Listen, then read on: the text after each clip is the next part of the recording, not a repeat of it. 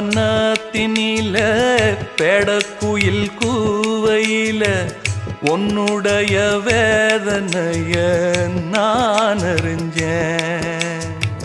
பொங்கலத்தில் மாலையிட ஒன்னிரண்டு தோளத்தொட என்ன தவம் செஞ்சேனோ என் மாமா.